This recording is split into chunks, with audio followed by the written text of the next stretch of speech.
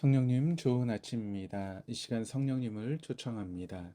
오늘도 내 안에 오셔서 하나님을 기쁘시게 드릴 것을 소원하게 해주세요. 오늘 말씀을 통해 구체적으로 무엇을 해야 할지를 깨닫게 해주세요. 깨달은 것을 삶 속에서 실천할 수 있도록 도와주세요. 아멘. 오늘 함께 나누실 하나님 말씀은 사도행전 20장 13절에서 38절까지의 말씀입니다. 바울은 3차 전도 여행을 고린도에서 마무리하고 다시 예루살렘으로 돌아갑니다.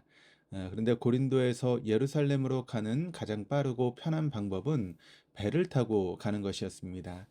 그러나 배를 타지 않는 이유는 유대인들이 바울을 해하려고 공모했기 때문이다라고 말씀드렸습니다. 이 선택은 바울에게 쉽지 않은 고난의 길이었으나 바울이 걸어서 되돌아간 길에는 바울이 2차, 3차 전도여행을 하면서 복음을 전했던 도시들이 있었습니다. 결국 바울에게는 고난의 길이었을지라도 그 도시에 있던 성도들은 한 번 더 바울을 만나 믿음을 더욱 견고히 세울 수 있었던 축복의 그런 길이었던 것입니다. 오늘 본문은 크게 두 부분으로 나누어집니다. 13절에서 16절까지는 바울 일행이 어떻게 예루살렘까지 가게 되는지 그 이동 경로가 상세하게 나오고 있고 17절에서 38절까지는 무려 3년 동안이나 복음을 전하면서 세웠던 에베소 교회 장로들에게 설교하는 내용이 나옵니다. 먼저 바울의 이동 경로는 상당히 자세히 기록되어 있습니다. 드로아에서 죽은 유두고를 살린 바울은 앗소를 지나 미둘레네, 기오, 사모를 경유하여 밀레도에 이르렀습니다.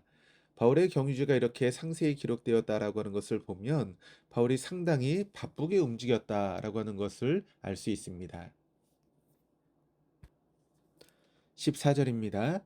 바울이 앗소에서 우리를 만나니 우리가 배에 태우고 미둘레네로 가서 거기서 떠나 이튿날 기호 앞에 오고 그 이튿날 사모에 들르고 또 그 다음날 밀레도에 이르니라. 여기 이튿날, 그 이튿날, 또 그 다음날 이런 표현들은 바울 일행이 쉬지 않고 계속해서 이동한 사실을 우리에게 알려줍니다. 그 이유는 오순절 전에 예루살렘에 가고자 어느 한 곳에서 느긋하게 머물 수 없었기 때문입니다. 그러니까 바울이 얼마나 조급히 서둘렀는지는 에베소를 들리지 않고 그곳의 성도들을 자신 있던 밀레도에 부른 사건을 통해 우린 한 번 더 확인할 수 있습니다. 사역한 기간이 무려 3년이나 될 만큼 에베소는 바울에게 있어서 특별한 애착을 갖게 하는 그런 장소입니다. 그러나 오순절 전에 예루살렘에 가야 했기에 에베소에 들릴 수가 없었습니다. 그래서 에베소 교회의 장로들을 밀레도까지 불렀고 바울의 전가를 받은 성도들은 한 걸음에 밀레도로 달려왔습니다. 밀레도까지 찾아온 성도들에게 바울은 자신이 얼마나 혼신을 다해 힘을 다해서 사역을 했는지를 설교합니다. 19절에서 24절까지의 말씀은 바울은 자신이 가려고 하는 예루살렘에 환란이 기다리고 있다라고 하는 것을 알았습니다. 그것은 성령께서 알려주신 정보였기에 정확한 것이었습니다. 그렇다면 예루살렘으로 가지 않는 것이 상식적인 선택일 것입니다. 그러나 바울의 의지는 단호했습니다. 주께서 주신 사명을 마치기까지 자신의 생명을 귀한 것으로 여기지 않겠다라고 하는 것입니다. 이 말은 환란이 있을지라도 예루살렘에 들어가겠다라고 하는 그런 표현입니다. 그리고 바울은 에베소 교회 장로들에게도 자신에게 닥칠 동일한 환란이 찾아올 것이기에 자신을 본받아 흔들리지 말고 계속해서 교회를 돌보는 일에 전념해 주기를 권면했습니다. 29절에서 30절입니다. 내가 떠난 후에 사나운 이리가 여러분에게 들어와서 그 양떼를 아끼지 아니하며 또한 여러분 중에서도 제자들을 끌어 자기를 따르게 하려고 어그러진 말을 하는 사람들이 일어날 줄을 내가 아노라. 교회 안팎으로 고난과 환란이 찾아올 것이기에 이것을 알고 준비하라고 했습니다. 이 말씀은 믿음을 지킨다라고 하는 것은 고난과 환란을 극복하는 것과 같다라고 하는 의미입니다.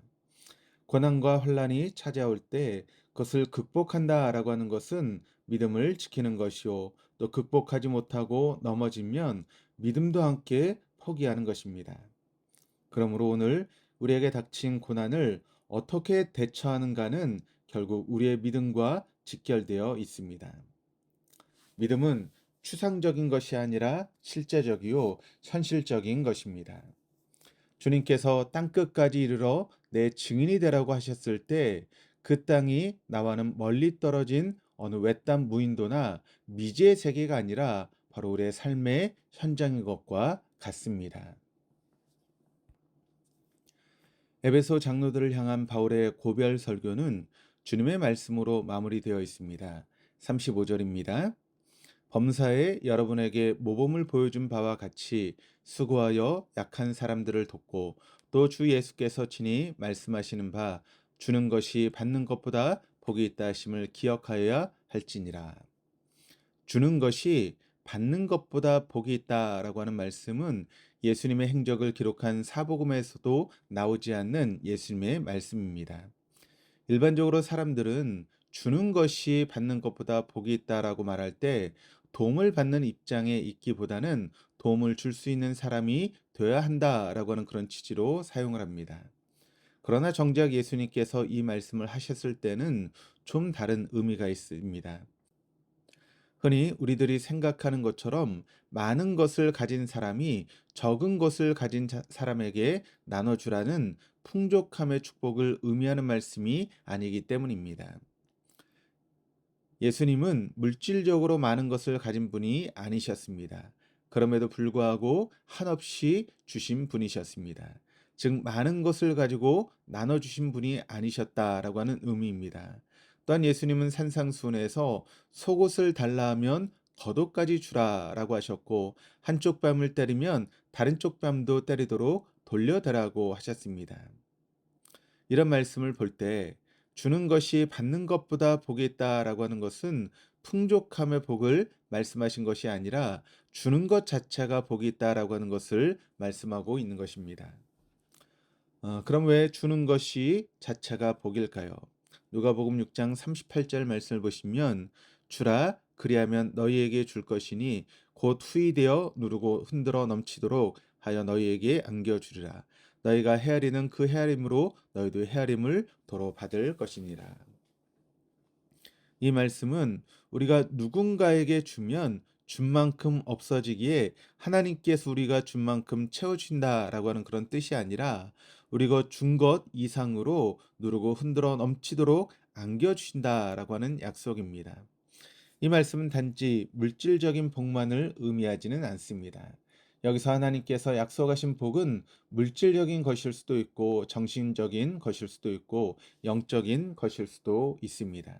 중요한 것은 내가 생각하고 기대한 것 이상으로 넘치도록 채우신다라고 하는 사실을 믿어야 한다는 것입니다. 이 약속의 말씀은 누구에게 실현되겠습니까? 주는 것이 받는 것보다 복이 있다라고 하는 말씀을 믿고 자신의 삶에 적용하는 사람에게 실현되는 것입니다. 주님은 신실한 분이시고 시건치 않은 분이기 때문입니다. 고별 설교를 마치고 에베소 교회 장로들과 헤어져 예루살렘을 향해 떠나는 바울의 뒷모습이 참 아름답습니다.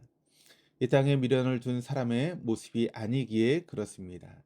세상 사람들은 좀 더 편하고 좀 더 많은 것을 갖고자 발버둥을 칩니다.